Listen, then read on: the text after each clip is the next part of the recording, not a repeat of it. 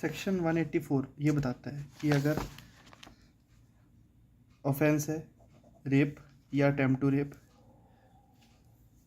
और विक्टिम का एग्जामिनेशन करना है तो वो एक सरकारी डॉक्टर करेगा, सरकारी डॉक्टर। और अगर सरकारी डॉक्टर नहीं है तो और कोई डॉक्टर। इन्फॉर्मेशन मिली पुलिस को मान लो 1 जुलाई को, तो 24 घंटे के अंदर मतलब 2 जुलाई तक एग्जामिनेशन करना है। Where during the stage where an offence of committing rape और attempt to commit rape is under investigation. Investigation के दौरान ऑफेंस क्या है, रेप या अटेम्प्ट टू रेप। इन्वेस्टिगेशन के दौरान ऐसा लगता है कि जिसके साथ ऑफेंस हुआ, जो विक्टिम है, प्रोसिक्यूटर जो है, उसका मेडिकल एग्जामिनेशन होना चाहिए। तो उसका मेडिकल एग्जामिनेशन मेडिकल ऑफिसर करेगा, उसका medical examination registered medical practitioner employed in hospital run by government, मतलब सरकारी डॉक्टर, या फिर अगर वो सरकारी डॉक्टर अवेलेबल नहीं है तो कोई और doctor, by any other registered medical practitioner with the consent of such women. ये बहुत इंपॉर्टेंट है। वुमेन की जिसका एग्जामिनेशन हो रहा है उसकी कंसेंट होनी चाहिए, और अगर वो खुद कंसेंट नहीं दे सकती, मान लो अनसाउंड माइंड किया तो उसके बिहाफ पे भी दे सकता है कंसेंट, पर कंसेंट इज मस्ट। ठीक है, विद इन 24 आवर्स में ये हमने कर ही लिया था। तो क्या क्या पॉइंट्स हैं? ऑफेंस हुआ है रेप का या अटेम्प्ट टू कमिट रेप का, विक्टिम का एग्जामिनेशन करवाना है ड्यूरिंग इन्वेस्टिगेशन, तो सरकारी डॉक्टर से करवाएंगे, अगर वो अवेलेबल नहीं है तो किसी और डॉक्टर से। इन्फॉर्मेशन मिलने के 24 घंटे के अंदर। कंसेंट इज मस्ट, विक्टिम की कंसेंट इज मस्ट, या अगर वो खुद नहीं दे सकती तो उसके बिहाफ पे कोई कंसेंट देगा। जो डॉक्टर होगा वो बिना किसी देरी के एग्जामिनेशन करेगा उस विक्टिम का, प्रोसिक्यूटर का, और वो एक रिपोर्ट तैयार करेगा जिसमें वो फॉलोइंग चीज़ें लिखेगा। बेसिक बातें बड़ी, क्या क्या लिखेगा? विक्टिम का नेम, एड्रेस, पुलिस वाले का नाम जो उसे अपने साथ लेके आया, age of the women, description of material taken from the person of the women for DNA profiling, कोई इंजरी उसके शरीर पे है कि नहीं, उसकी मेंटल कंडीशन क्या है, और कोई चीज़ ज़रूरी जो लगती है वो लिखेगा डॉक्टर साहब। सब सेक्शन 3 बताता है कि जिस भी कंक्लूजन पे डॉक्टर साहब आए उसका रीज़न लिखेंगे। वो ये भी लिखेंगे कि वुमेन की कंसेंट ली गई थी या उसके बिहाफ पे किसी ने कंसेंट दी थी, कब एग्जामिनेशन शुरू हुआ, कब ख़त्म हुआ, वो भी लिखा जाएगा।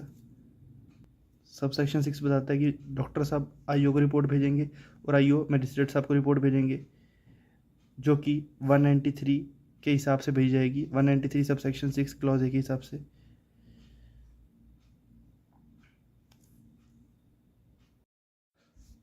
सब सेक्शन 7 ये बताता है कि बिना कंसेंट के, बिना वुमेन की कंसेंट के, उसके बिहाफ पे अगर किसी ने कंसेंट नहीं दी और तुमने एग्जामिनेशन कर लिया तो वो एग्जामिनेशन अनलॉफुल हो जाएगा।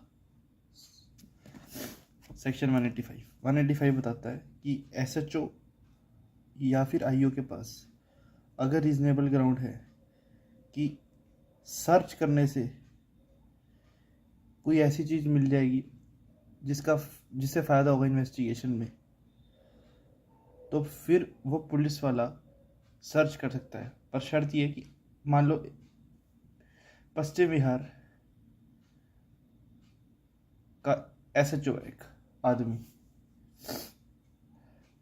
तो वो पुलिस वाला पश्चिम बिहार में ही सर्च कर सकता है, या पश्चिम बिहार के साथ वाले थाने के जुरिस्डिक्शन में, मतलब पश्चिम बिहार थाने के पास मान लो मादीपुर थाना पड़ता है, पश्चिम बिहार थाने के पास में या नेक्स्ट थाना पश्चिम बिहार के मादीपुर थाना पड़ता है, तो जो पश्चिम बिहार का एसएचओ है या आईओ है वो पश्चिम बिहार में सर्च कर सकता है एज पर सेक्शन 185, या मादीपुर में सर्च कर सकता है।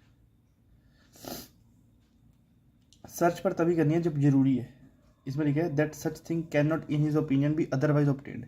सर्च तभी करनी है जब जरूरी है।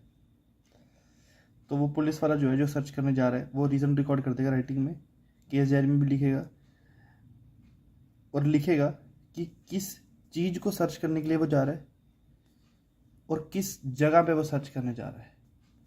सब सेक्शन 2 ये बताता है कि जितना कोशिश करना है, जितना हो सके उतनी कोशिश करनी है कि पुलिस वाला खुद सर्च करे, आईओ खुद सर्च करे। प्रोवाइजो बताता है कि सर्च जो करी जा रही है इस सेक्शन के अंदर उसे ऑडियो वीडियो इलेक्ट्रॉनिक मीन्स के द्वारा भी रिकॉर्ड करा जाएगा, प्रेफरेबली मोबाइल द्वारा। तो पूरी सर्च को ऑडियो वीडियो इलेक्ट्रॉनिक मीन्स के द्वारा भी रिकॉर्ड करा जाएगा। अब यहाँ पे हमने देखा था कि हो सके तो जितना पॉसिबल हो वो पुलिस वाला खुद ही सर्च करेगा, आईओ खुद सर्च करेगा। सब सेक्शन 3 बताता है अगर वो खुद सर्च नहीं कर सकता तो फिर वो अपने सबॉर्डिनेट को कह देगा सर्च करने के लिए, वो उसे रिटर्न में ऑर्डर दे देगा। उसमें लिखेगा पुलिस वाला आईओ अपने सबॉर्डिनेट को लिखेगा, बताएगा कि किस प्लेस में सर्च करनी है और किस चीज़ के बारे में सर्च करनी है, और उसके बाद वो सबॉर्डिनेट उसी हिसाब से सर्च करेगा जो ऑर्डर में लिखा होगा। सब सेक्शन 4 बताता है कि 103 BNSS के प्रोविजन इस सेक्शन पे भी अप्लाई होते हैं। सब सेक्शन 5 ये बताता है कि पुलिस ने अब सर्च करी तो पुलिस एक लिस्ट सी बनाएगी। सर्च करी तो कुछ चीज़ें जब्त करी होंगी, ठीक है, वो लिस्ट बनाएगी और उस लिस्ट को 48 आवर्स के अंदर नियरेस्ट मजिस्ट्रेट के पास सेंड करेगी। और जिस जगह पे जिस घर में सर्च करी है उस घर के ओनर को, मालिक को, या जो भी वहाँ पे बंदा रहता है, किराएदार हो बेशक से, उसे उसकी लिस्ट दी जाएगी जो भी पुलिस ने सर्च करा है। पुलिस ने एक लिस्ट बनाई होगी, उस लिस्ट को मजिस्ट्रेट साहब को भी दिया जाएगा 48 घंटे के अंदर अंदर, और जो उस घर में रहता है, जो उस घर का ओनर है, उसे भी दिया जाएगा on application, free of cost.